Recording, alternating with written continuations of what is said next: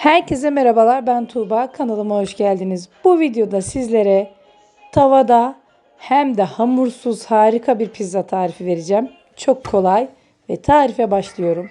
İlk olarak 4 adet küçük boy patates, eğer büyük boysa 2 adet kullanmanız yeterli olacaktır. Öncelikle ince ince doğruyorum.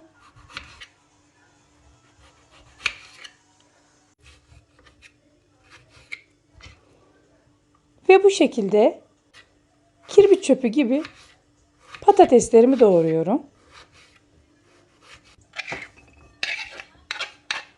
Doğradıktan sonra bir kasenin içerisine aldım ve nişastasını güzelce yıkıyorum. Şimdi pizzamın malzemelerini hazırlıyorum. 2 ya da 3 adet sosisi yine kirbit çöpü gibi ince ince doğruyorum. Sosislerimi doğradım. 2 tane yeşil soğanı doğrayacağım.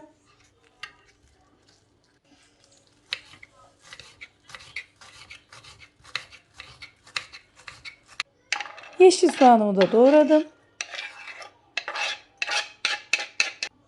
Biraz sucuk doğrayacağım. İçinin malzemeleri size kalmış. İstediğiniz malzemeyi ekleyebilirsiniz. Sucuğu da doğradım. Küçük bir parça kapya biber doğruyorum. İnanın tadı damağınızda kalacak harika bir pizza tarifi. Mutlaka denemenizi tavsiye ediyorum. 3 tane yumurtayı güzelce çırpıyorum. Biraz da tuz ekleyeceğim.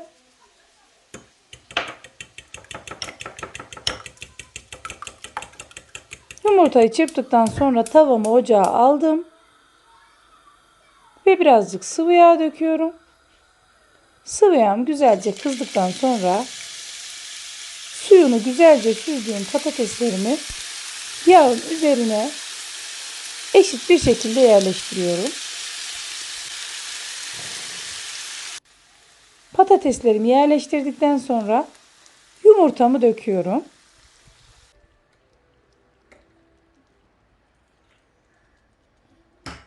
Şimdi tavanın kapağını kapatacağım ve yaklaşık kısık ateşte 4-5 dakika pişireceğim.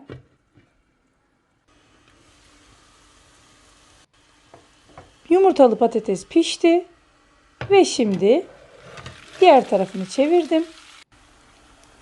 Bu arada ocağın altı kısık. İlk olarak yeşil soğanı yerleştiriyorum. Biberlerimi,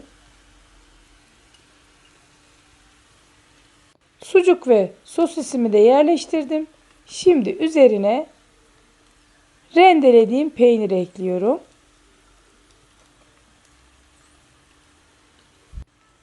Peynirden sonra kapağını kapatıp bir kısık ateşte 15-20 dakika kaşar peynirler eriyene kadar pişti. Pizzam yemeğe hazır. Özellikle sıcak sıcak tüketmenizi tavsiye ederim.